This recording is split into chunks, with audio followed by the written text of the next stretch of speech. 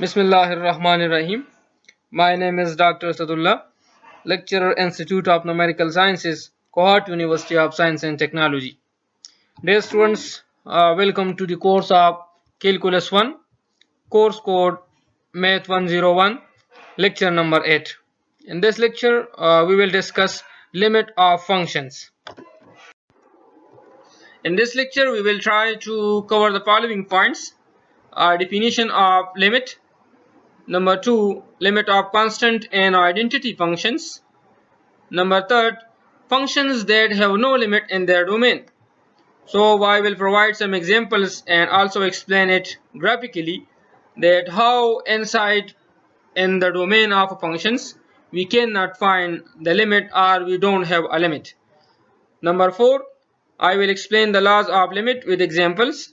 And number 5, I will provide some practice problems to the students. And finally, there will be references. Limit of a function. Let f of x be defined on an open interval about x naught, except possibly at x naught itself. If f of x gets arbitrarily close to L, as close to L as we like, for all x sufficiently close to the point x naught, we say that f approaches the limit L as x approaches x naught. And mathematically we write limit x tends to x naught f of x is equal to L. We say that the limit of a function as x approaches x naught is L. Essentially, the definition says that the value of f of x are close to the limit L whenever x is close to x naught on either side of x naught. In this definition, here it is written that except possibly at x naught. What does term mean?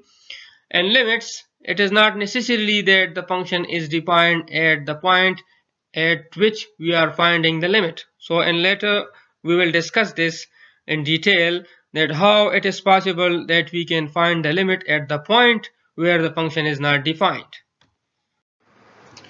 Here we present a simple example in which the behavior of the function f of x is equal to x square minus 1 divided by x minus 1 is to be analyzed at the point x is equal to 1. Now here if we use x is equal to 1 directly in the function, we get 0 by 0 form, which is an indeterminate form. So the function is undefined at the point x is equal to 1. Now we can find the limit by factorizing x square minus 1 into two linear factors, x minus 1 into x plus 1. Now cancelling x minus 1 with x minus 1, we get f of x is equal to x plus 1 for x not equal to 1. We can use this factorization and this cancellation actually when x not equal to 1. Otherwise, this simplification is not possible. Okay.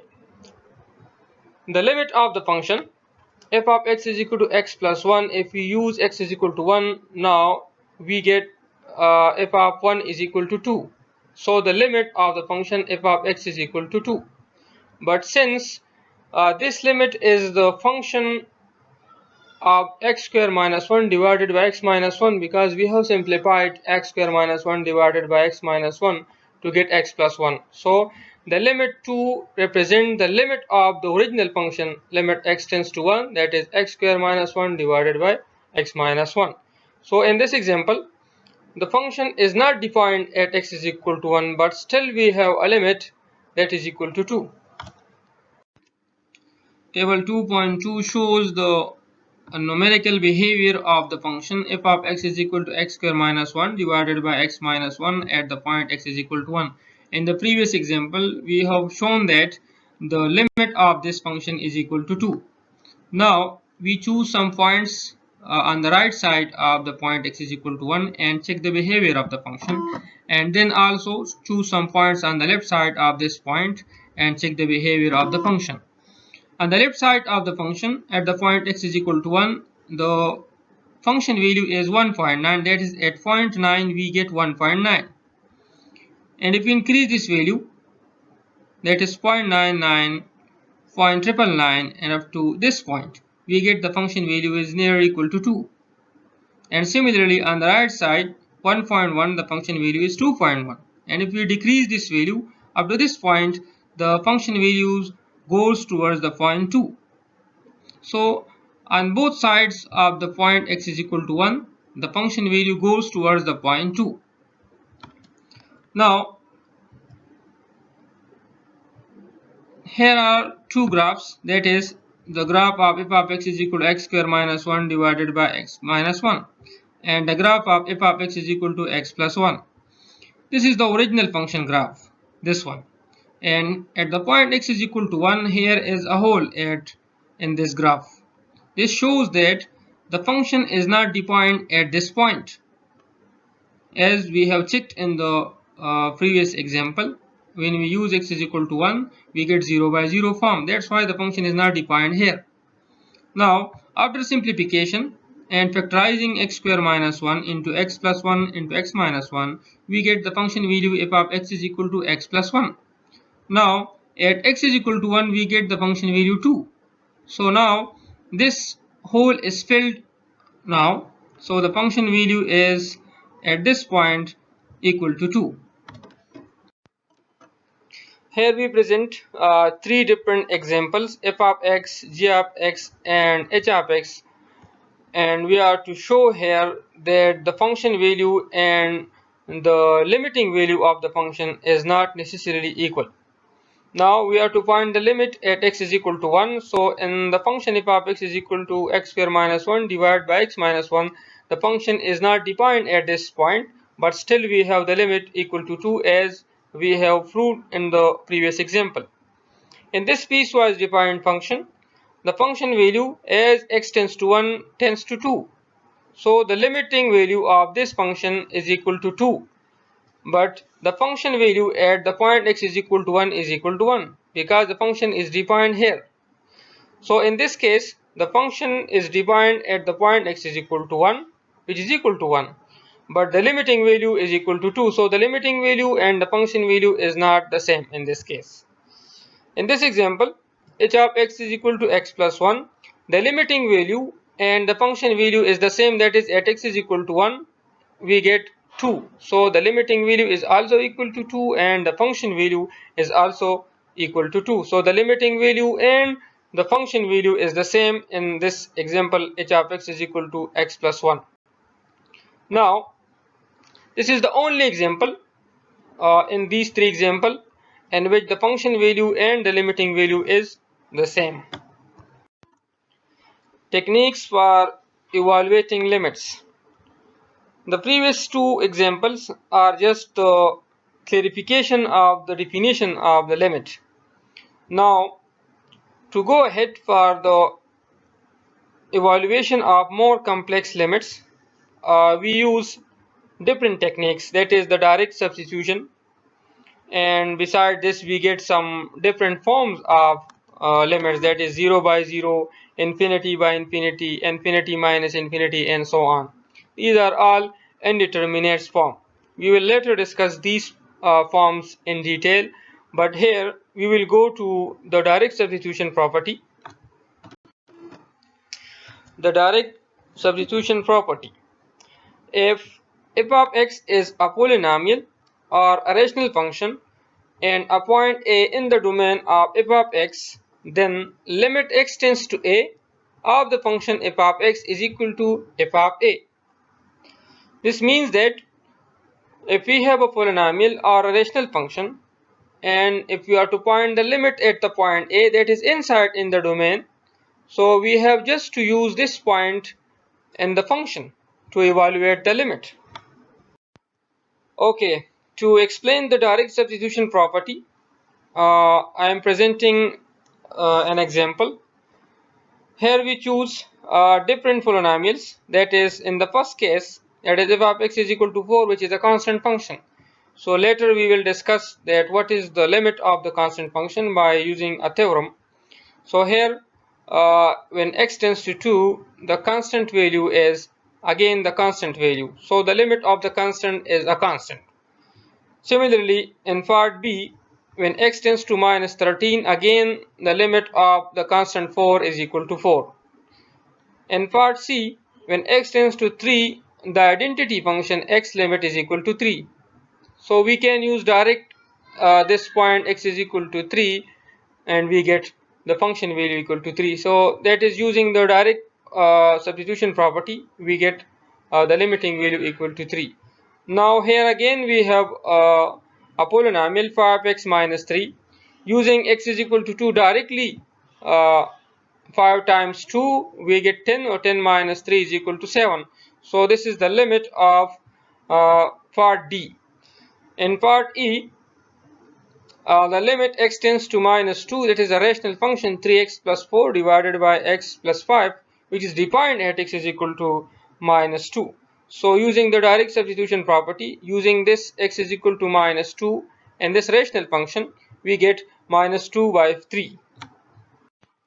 Now what will be the limit of identity function and the constant function?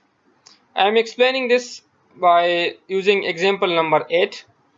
So in part A, we have a function f of x is equal to x. This is an identity function, and we are to find the limit of this function at the point x naught. Okay, limit x tends to x naught, f of x is equal to limit x tends to x naught of the function value, that is f of x is equal to x, and using this x naught in the function, using the direct substitution property, we get x naught. This is the limit of the identity function. So the limit of the identity function is x naught as x tends to x naught. Now in part B, the constant function f of x is equal to k is chosen, and again we are to check the limit of this constant function at the point x is equal to x naught. So limit x tends to x naught, f of x, that is the function value, this is equal to k. So k is constant. So as we go towards the point x naught, the function value, that is k, remains the same. So there is no variable inside k or in multiplication with k, so k will remains the same. So the limiting value of the constant function is against the constant k. Now in example number 9, I have chosen 3 different functions, u of x, g of x and f of x. All these 3 functions are piecewise defined functions. Now a function may fail to have a limit at a point in its domain. It means that inside in the domain of these 3 functions, we cannot find the limit of the functions. Now all the 3 functions are plotted here, that is the unit step function is plotted in graph A, and g of x is plotted in graph B, and f of x is plotted in graph C. Now since we are interested to find the limit at the point x is equal to 0 in all the 3 cases. In the first case, that is the unit step function u of x, if we goes towards the point 0 from the left side, the function value also goes towards 0. And similarly, if we go towards the point 0 from the right side, the function value goes towards the point 1. So the limiting value from the left side of the function is equal to 0, and if we go towards the point 0 from the right side, the function value is equal to 1. So the function value at the point x is equal to 1 is not unique. From the left side we get x is equal f of x is equal to 0, and from the right side we get the function value 1. So the limiting value on the left side and on the right side is not unique. So the limit does not exist at the point x is equal to 0. Now in part B, again we are interested to find the limit at the point x is equal to 0. If we go towards the point 0 from the left side, the function value also go towards the minus infinity. And similarly, if we are approaching towards the point 0 from the right side, the function value goes to a positive infinity. So from the left side we get negative infinity, and from the right side we get positive infinity. So the limit is not unique, and so the limit does not exist at the point x is equal to 0. In this example, I am approaching towards the point 0 from the left side. the function value goes towards 0. And if I am approaching towards the point x is equal to 0, from the right side, the function value is not unique in 1 and minus 1, because here is an oscillation between minus 1 and plus 1. So that's why, due to these oscillation, the function value is not unique. So from the left side, I am getting the limiting value 0, and from the right side, I am not getting a unique value.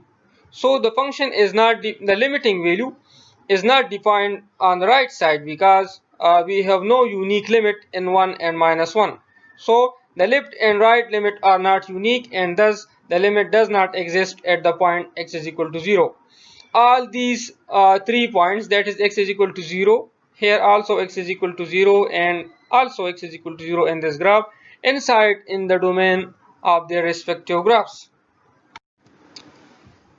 Laws of limit. I am explaining these laws by using a simple theorem.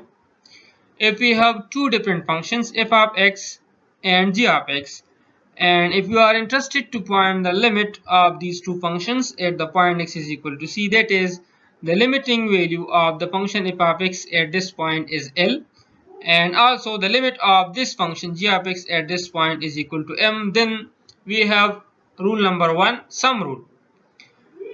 If these two functions are in addition, f of x plus g of x, and we apply the limit x tends to c, we can find their limits separately. That is the limit of f of x plus the limit of g of x at that point x is equal to c, which is equal to L plus m. Similarly, in difference rule, we can apply the limit f of x minus g of x, that is limit x tends to c, the limit of the function f of x minus the limit of the function g of x, which is further is equal to L minus m. Now in product rule, these two functions are in multiplication. What we will do in this case, we are to find the limit these two functions separately, that is limit x tends to c f of x multiplied by limit x tends to c of the function g of x, which is equal to L multiplied by m. Constant multiple rule. If we have function which is multiple of k, then we can find the limit of the function f of x and just multiply this limit by a constant k. It means we can common out the constant k from the limit and applying the limit on the function f of x, which is equal to L in this case. So we get k times L. Rule number 5, quotient rule. We have a function f of x divided by g of x, and we are finding the limit at the point x is equal to c. So which is further is equal to L divided by m, provided that m not equal to 0. From this property, the limit of a constant of two functions is the quotient of their limits, provided that the denominator is not equal to 0. In property number 6, which is also called power rule, here we have a function f of x power r divided by s, and we are interested to find the limit at the point x is equal to c, which is equal to L power r by s. So this is the limit of the required function, but it must be a real number. If it is not a real number, then this is not the limit of this function f of x power r divided by s. Okay, to understand the laws of limit, here we present three different parts in example number 1. To evaluate part 1 at the general point x is equal to c, we use laws of the limit, that is sum and difference rule. So applying the limits separately, we get limit x tends to c of the x cube plus limit x tends to c of the 4x square and limit x tends to c of the constant 3. So the limit of the constant is always equal to a constant, so this is equal to 3. And here constant multiple rule. So taking 4 common, and the limit of x square is c square, so we get 4 times of the c square. And here the limit of x cube at the point c is c cube. So we get the limit c cube plus 4c square minus 3. In part B, we are given a rational function, that is x power 4 plus x square minus 1 divided by x square plus 5. Now using the quotient rule, applying the limit on the x square plus x power 4 minus 1, which is in the numerator, and similarly applying the limit on the denominator, that is x square plus 5. Now applying the sum and difference rule, so applying the limit on each function separately, we get this form. Now directly applying the limit, we get c power 4 plus c square minus 1 divided by c square plus 5. Okay, in part C we will apply the property number 6, because 4x square minus 3 is inside the square root. So taking the limit x tends to minus 2 of the function 4x square minus 3 whole square the root. Now applying the difference rule, we get limit x tends to minus 2 4x square minus limit x tends to minus 2 of the constant 3. So the limit of the constant is constant, so we get 3, and here we apply the constant multiple rule, so taking 4 common and applying the limit on the function x square, we get 4 minus 2 whole square minus 3, which is equal to 16 minus 3 whole square root, which is further is equal to square the root 13. So the limit of this function as x tends to minus 2 is equal to square root 13. Now to understand the direct substitution of limits, students are advised to solve problems 21 to 28 as their homework. Here are some more exercises. Students are also requested to solve these problems from 1 to 18. If you have any issue, you can contact me on my email address given at the footnote. And finally, in references, all the materials in this lecture are provided from the Thomas Calculus, including second order differential equations, 11th edition.